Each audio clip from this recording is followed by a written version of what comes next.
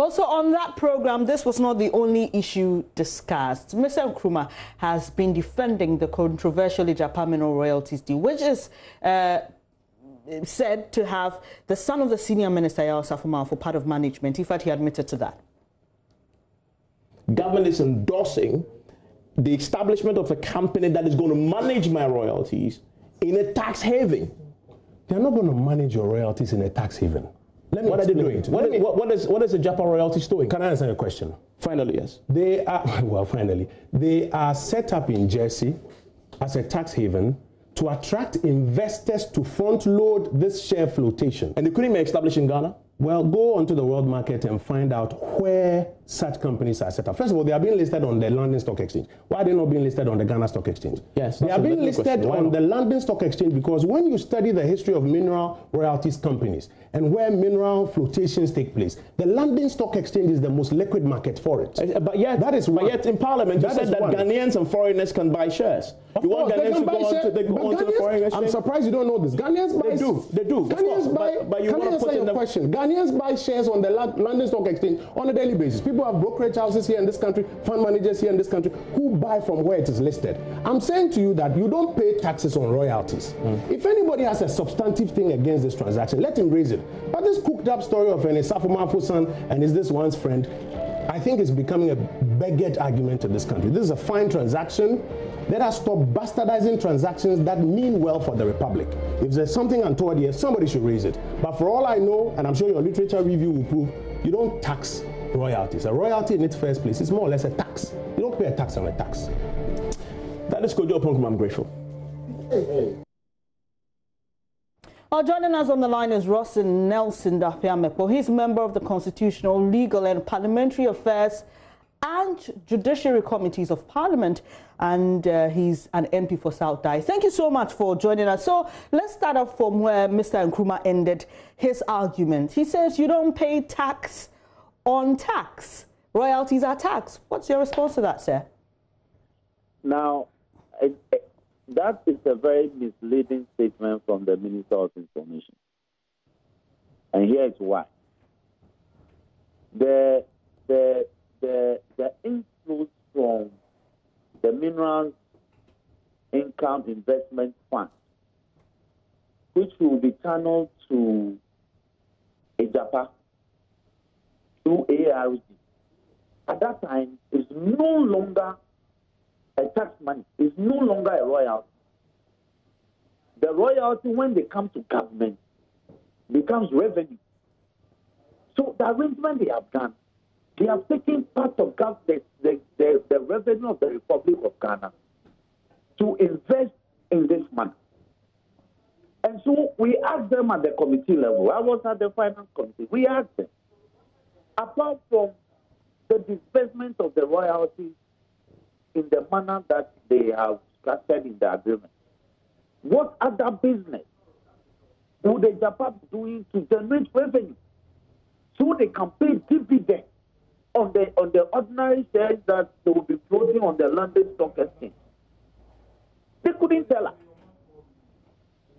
Then we further asked, why is it that they wouldn't use the ARG company that has been incorporated in Ghana to conduct the floats on the London Stock Exchange, so that for purposes of their business, they can pay tax on the revenues that they will generate? They couldn't answer it. Okay. So for him to say that we are asking them to pay tax on the royalties that is coming to government is so mischievous. We are saying that the royalties that the mining companies pay to government, which they themselves in their media review budget estimated to be $200 million, becomes government revenue, which when we establish companies to invest, we have to generate additional money. And these monies are taxable. Mr. Dafiamapo, he also says that you should pinpoint exactly what is illegal about that agreement. Now, this is what we are saying. You come to Parliament in 2018 with the Minerals Income Investment Fund law, and then it was passed. Now, upon the passage of the law, a board was set up to manage the fund under, I think, the chairmanship of a colleague in Parliament, I believe, Milkuduka. Now, the fund has been operating for the past 2 years. You have not been able to tell us the difficulties the present management of the fund is going through, for which there is a need for you to structure this secretarial deal. And they couldn't justify. Because you see, and that is illegal? We are not saying it is illegal. Nobody has said it is illegal. What we are saying is that it is a concocted deal to serve the interest of a select few near the president. That has been the point we have been making all the time. Otherwise, why would the Mineral Income Investment Fund, as a creator of statute, go to DC in the United Kingdom, establish a firm called Agyapa Royalties, which has not done any business as of now, but decide to value the firm, to be estimated at $1 billion. As a result of which, they come back to the Republic of Ghana and set up ALD Royalties, and now say that the government of Ghana will hold 100% shares in ALD Royalties. Now, ALD Royalties will now float shares on the London Stock Exchange using the vehicle of Agyapa. Now, they intend to float only 49% of the 100% ordinary shares. All right. And whether they are even floating preference shares. They say no. So currently, Mr. Dafiamepo, sorry, let me just come in here. Currently, the minority says there's a lot wrong with this deal. The majority and government says there's nothing wrong with it. Former President Mahama says if he's given the nod again, he's going to reverse this deal. Beyond the talk and debate on the airwaves, what's the minority planning to do in getting your concerns addressed? We have passed that stage because if you recall in Parliament when this bill came, we told them the deal was too secretive. It was included in secrecy. We asked them for the board membership of even Agyapa Royalties. They couldn't tell us. We asked them the board membership of ALG Royalties. They couldn't tell us. So if you say we've gone past it, then what's the debate and talk about if we are not hoping to get to a resolution? I'm only asking the point I am making is that as a minority in Parliament, to the extent that the majority of the government refused to listen to our concerns, we walked out on the passage of the resolution of the motion to ratify this. And that is a matter of record. All right. Mr. Dafiamepo, let me have you hold on. I'll come back to you for your concluding remarks. But former finance minister and tax expert Seth Terpker has also been speaking on this controversial Agyapa deal on the Super Morning Show. Now, he says the cost to the nation in having this deal and tax haven is higher compared to paying tax. We are already under surveillance. And one of the reasons you are under surveillance for AML, is possible transactions, as you just said, going through, possible transactions by your individuals and businesses going through tax havens.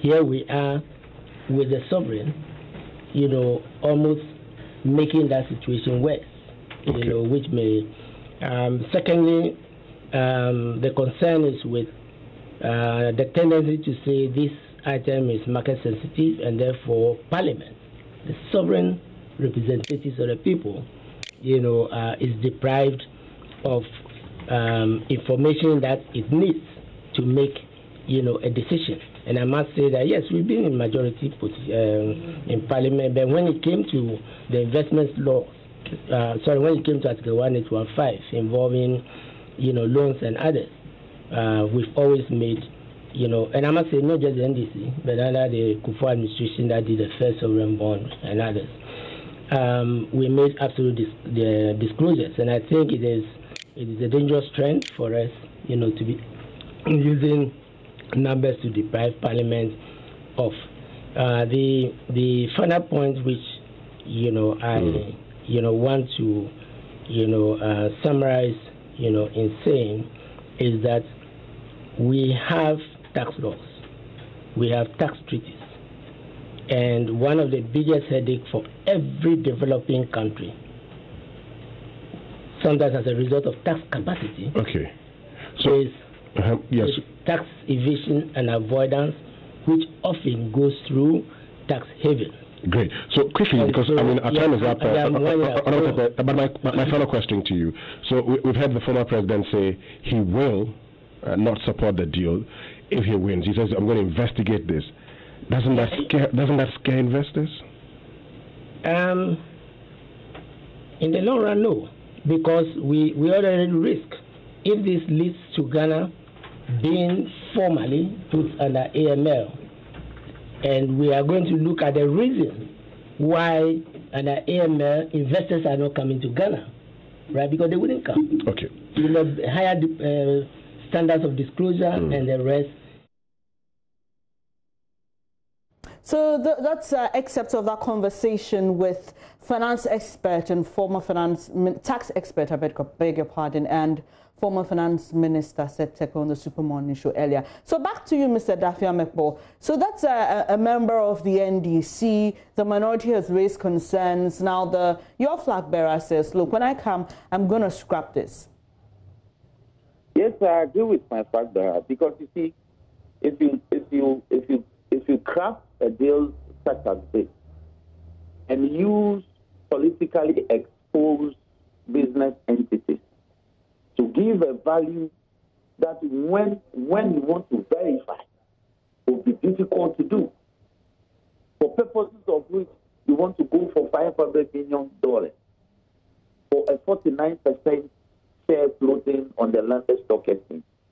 For as long as the lives of our minds exist, that is the worry. We ask them, what is the tenor of this agreement?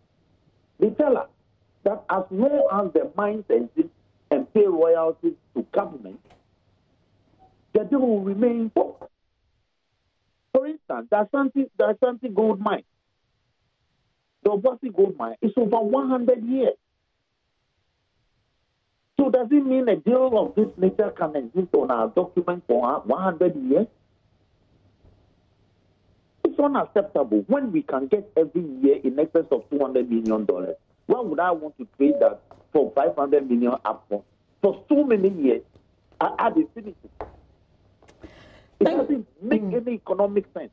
Thank you very much for your time this morning. I really appreciate that you could join the show. Roxanne Nelson Dafia Mekpo is an MP and a member of the Constitutional and Legal Affairs as well as the Judiciary Committee of Parliament. Well, meanwhile, Executive Director for the Alliance for Social Equity and Public Accountability, Mensa Thompson, has called for the Agyapa deal to be cancelled and a thorough discussion made on whether at all it is beneficial to the interest of Ghana. He joins us via Zoom. So, in which order do you want it? Cancelled prior to this, before a discussion, or a discussion to determine its benefit before we make up our minds to cancel it? Good morning. A very good morning to your cherished listeners. First of all, there is absolutely no benefit of this deal to this country. There is absolutely no benefit. I mean, the supposed benefits that have been listed by the promoters of this deal is just to sell a national interest to the public and use that as a cover-up to steal the mineral royalties of this country. I mean, how much is the $750 million that you're going to raise from this deal? I mean, in terms of long-term benefit, how much is that? You know, as compared to the over $200 million that we can get in royalties every year. How about depriving the assemblies in which some of these mining areas operate, who are in dire need of resources to operate and for development, going to be stifled with the limited funds that they get in the form of royalties? What about what is accrued to Nananum who are the custodians of the land, on whose land these mining companies operate, and who get some of these royalties for pertinent issues affecting the traditional areas. How about stifling these people also of the mineral royalties and the needed resources that they need to operate? And so if you compare all these brazen effects to the supposed benefit that the promoters of this deal are selling to the people of Ghana, it makes absolutely no sense to do so. And we believe that this deal is just for two things. One, this deal, apart from the fact that it is going to be a vehicle to siphon the mineral royalties of this country into private pockets, this, as I say, Agyapa deal is also going to be a vehicle through which monies acquired illegally are going to be washed offshore through legitimate means. Mr. Thompson, on what basis are you making that allegation? My sister, let me give you a critical example. Government is going to float the 49% shares of this Agyapa company on the New York Stock Exchange for supposed investors in an offshore country, in an offshore place like Jersey, where a lot of, drug money, illicit business activities, weapon dealers hide their money. Now, these people are always looking for legitimate means to claim their money. And what better way than to dispose this illegally acquired cash through, this vehicle that they've provided as an investment to our country, and in return get legitimate cash, which is our mineral royalties, which can be declared and used for legitimate businesses. And so this vehicle is a huge vehicle for money laundering. It is going to use to wash dirty money and bring in dirty money into our country, especially when we don't even know the people who are fronting this deal and who the supposed 49% is going to be disposed to. And so and that is why the claims have been made that it is going to raise the anti-money laundering alert of this country. And it's going to create a huge, international debacle for our image as a country as far as the fight against corruption and money laundering is concerned. And I don't know why anybody in their right senses will promote this particular deal. Thank you very much for your time this morning. Mensa Thompson is Executive Director for ASEPA, and he's also been sharing his views on this controversial Agyapa deal. Well, so there you have it. We know that later this morning, some CSOs will be holding a press briefing on this Agyapa deal. We'll bring you that shortly. But let's move to another controversial matter, and that has to do with the tracking of government's infrastructure as announced by Vice President Dr. Mahmoud Bawumia. Well, JoyNews has been doing some checks on the various projects he announced some days ago in a town hall. One of such places is the OT region, where JoyNews can confirm that there's existence of a number of ongoing road projects, among others. But before we go to the OT region, let me take you right here to Adenta in Accra, where the AstroTurf has sparked some controversy. My colleague PSN and I went there to verify the claims by government, first that they had constructed that, and later by the NDC that was actually a ghost project. Is the old Insuta Road from KJB. It is one of the roads captured as reshaped and completed in the project tracker by government, but it is in a bad state. Frequent road users do not recall the last time any work was done on the road. This road has been like this for the past 2 years, and there was nothing that was done on it. So as you yourself you can see, if they say they've rehabilitated it, then I don't think it is true. The road is not good. For this small portion, instead of me to use about 1 minute to reinsert, I can use about 10 minutes because the road is not good. It's not good. Nothing shows on this road that they've done anything. It's just a normal road for us to be using. So how long have you been using this road? All right, me, I'm right from KJB. But this, I've been using here quite a time now. So for between last 2017 and now, nothing has happened? Nothing is done on this road. Nothing is done. If they say the main road, fine. The main road full of dust. Nothing. However, the assembly member for Nsuta Buem, Basaye Matthias, tells Joy News some work was done on the road about 2 years ago when the DC for Jasikan district, Lawrence Azianle, came into office. Every year, this road is always put into use. But unfortunately, as I said earlier on, the gutters are not deep. So when it rains, it sweeps off from the top to River Kwesu. So you can see it to yourself. He's advocating for a permanent solution to the bad state of roads in the area, which he says is affecting economic lives. They have to put chip-ins. These are feeder roads, but when they do it once and for all, I think it will help us. Because this road, believe me to be, let them bring the bulldozers here and then do something about it. In the next few rains, it will wash all. In the previous government, that is what we said. Some of us stood firm and said that this road should be put a permanent solution to it, that is putting chip-ins on it. So why can't we do that now?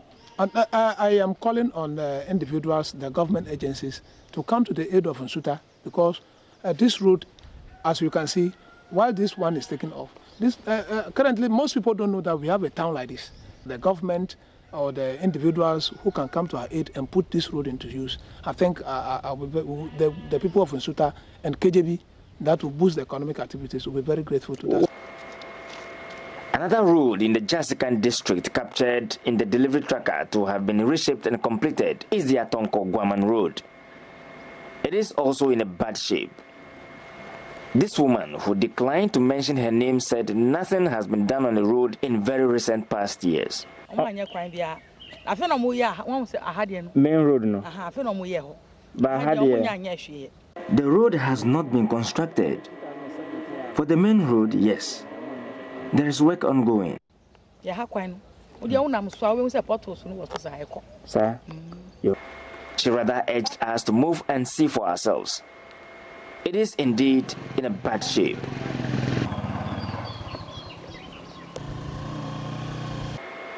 Our next revelation will be on a bridge at Akakotes in the Jasikan district, captured as an ongoing project. Peter Sanu for Joy News. Please forgive me for the mix-up. That's actually our check with infrastructure as announced by the Vice President in the OT region. Now, they claim on government's delivery tracker that they've constructed an astroturf in their Denta constituency. It's another palpable falsehood. That's a direct quote from the communications officer of the major opposition party, the NDC, Sami Jainfi, was speaking at a press conference organized by the party Monday. He also alleged that several government achievements advertised on the new delivery tracker website are a sham. JoyNews' PSC Nanaya Asafo was at the site to cross-check the facts of the astroturf at Adenta. He shares more in the following report.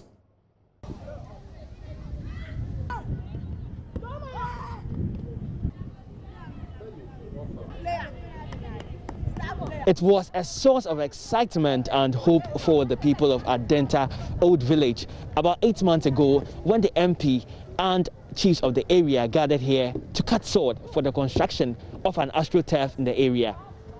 That was in January 2020, and fast forward, the people have begun to question the reality of the project. As they tell me, for months now, they've had no contractors come to work here on the turf. The park is an average size of a football pitch without any of its matching glory. To my left, there are heaps of sand and gravel.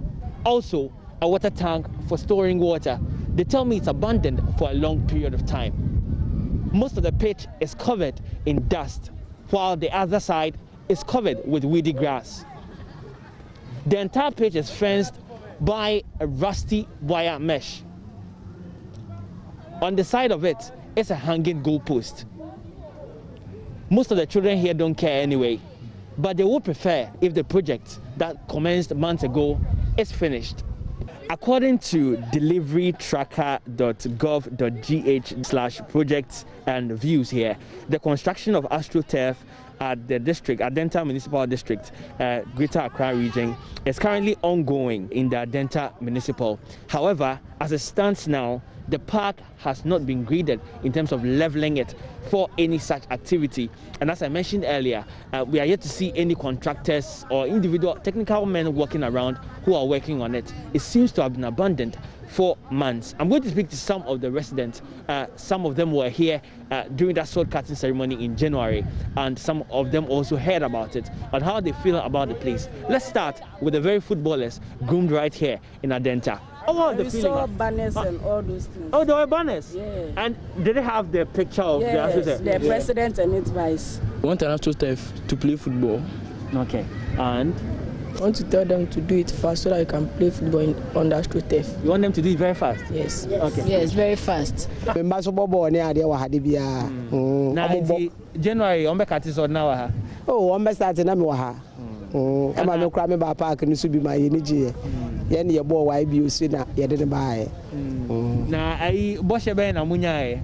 Oh, Yenya Gideon when Musa was your bear park now, I'm ranting and Baba one almost so a do holidays and nature say, Omo, ya miss Omo Bobo, I'm to 2 a broom, a chip by Hania Tomontino, and Mamma Zumaniji. Am I hired the chess? I mean, did you? I'm a junk while I don't want to see the identity. You can't say bear park near Yaji.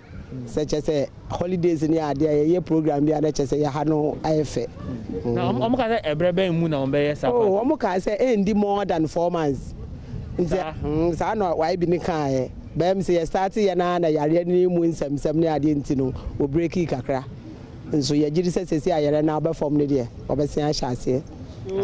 She says it was exciting. She was one of the witnesses here the day of the sword cutting for the AstroTurf right here on the Adenta soil and park. She says that the promise they had at the time was that within the period of 4 months they were going to have that AstroTurf. She enjoys the place really because she does trade with the kids that come around. She also has her own wards that come around, play, have fun, and in fact mingle among the community. But due to COVID-19, she believes the process has stalled, and she still has hope in the authority, especially the Member of Parliament for the area, Agyapa Mineral, whom she affectionately calls YB, to come restore that contract. In a rather interesting twist, unit committee member for the local assembly here, Brock J. Okansi, told Joy News that he had been assured personally by the contractors that the works here on the AstroTurf will continue next week. Yes, that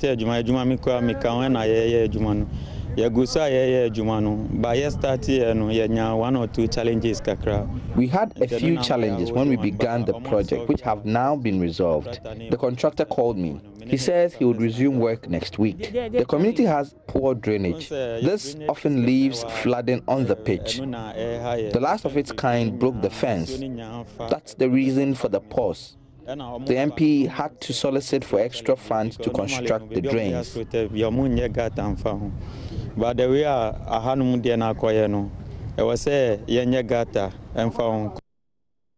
PSN and IR staffers report that while Information Minister Oppong Nkrumah has admitted government committed an error in adding the construction of that AstroTurf in the Adenta constituency to its list of completed projects in a recent presentation by Vice President Dr. Mahmoud Bawumia.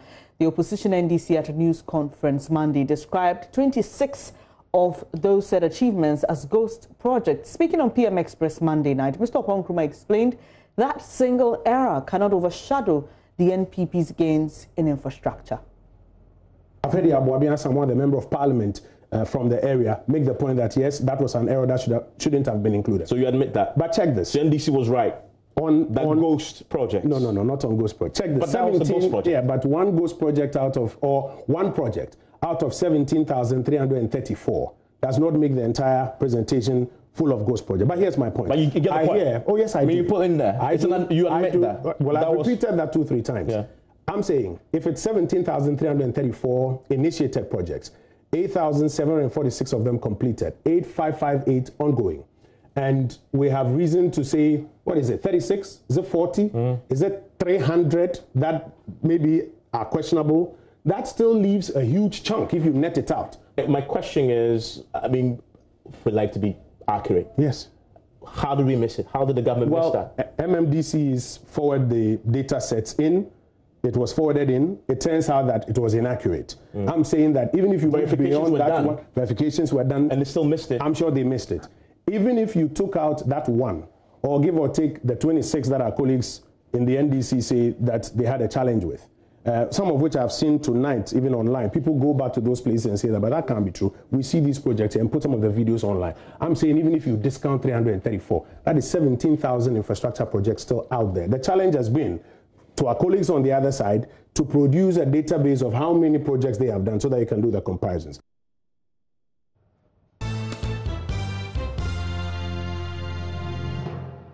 Hi, good morning. Welcome to Business. My name is Darryl Kwao. As organizations go virtual and transact businesses online due to COVID-19, cyber attacks are increasing by the day. This puts users who have not secured their cyberspace at risk. The E-Crime Bureau says attackers are capitalizing on vulnerabilities in gadgets and software to perpetrate crime. Cyber analyst with the E-Crime Bureau, Terpker, says trends over the years reveal securing cyber assets is crucial. The E-Crime Bureau disclosed this at the first post-lockdown monthly business meeting at the Terpker branch of the Ghana Chamber of Commerce. There's more in this report. In Ghana, unsuspecting businesses and individuals lose millions of dollars to the ever-increasing cybercrime. With virtual world gaining popularity due to outbreak of COVID-19, businesses will continue to be susceptible to cyber attacks. E-Crime Bureau, which provides forensic support and training to organizations on nefarious activities of cyber attackers, is alarmed. The Bureau took participants through techniques attackers use in assessing sensitive information and activities in the dark web. Cyber analyst forensics at E-Crime Bureau, Terpker, says some businesses downplay cyber threats. When you tell people things that these are the things that happen, this is the modus operandi of the attackers, they will not believe unless they see it happening live. Okay, so there was this time in 2017 where we went to the dark web and we saw Ghanaian credit cards that were being sold as low as $2, $1, and all that. So we just called the institution and asked them, okay, we are seeing your cards in the dark web. Should we go ahead and purchase them and try them to see if they are live, they are working cards? They said, okay, they didn't believe it. I can't mention the name of the bank though. So we bought these credit cards, then we gave it back to them to try. And when they tested it, they were live cards that were, that were being sold in the dark web. So it gave them an indication that their systems were compromised. Okay, so they had to go back and do a forensic audit on their PCs to see where the compromise is coming from, and they were able to get to the root of it. Meanwhile, Terpker Regional Chair of Ghana Chamber of Commerce, Isaac Yusuf Barry, is calling on all to help fight cybercrime. The cyberspace is there already, and it is offering what it's supposed to offer. What we're trying to protect is the truncation that happens, that takes people's data, impersonation that happens within the cyberspace is what we are trying to guard against, for our businesses to be strong, to create more employment within our system. Now, the country could miss achieving single-digit inflation for this year as prices of some food items remain high. The nation has been enjoying single-digit inflation since August 2019 until March 2020. But according to the Bank of Ghana's Inflation Outlook report, the sharp rise in inflation in the second quarter of this year has somehow affected the slowdown in inflation. Here's more in this report. The central bank said the disruption in the disinflation process has a potential of prolonging the time horizon for reaching a stable state of inflation. Latest forecast shows that inflation is currently above its upper limit, driven mostly by food prices. Adjusting for the unusual noise in the food inflation, the indications are that underlying inflationary pressures are stable. The projections, however, show a return of inflation to the medium-term target band by the second quarter of 2021, partly conditional on corrective fiscal measures being introduced in the near term. According to the report, inflation expectations of the financial sector, businesses and consumers have all trended upwards. This could compel the Monetary Policy Committee to adjust the policy rate, the rate at which it lends to commercial banks, upwards from the present 14.5%. This means cost of credit may go up. Inflation began the year at 7.8%, but prices of goods and services, particularly foodstuffs amid COVID-19, have pushed it beyond 11%. It recorded a rate of 11.4% in July after going up by a marginal 0.1%. And that's all in business for now. Sports is up next.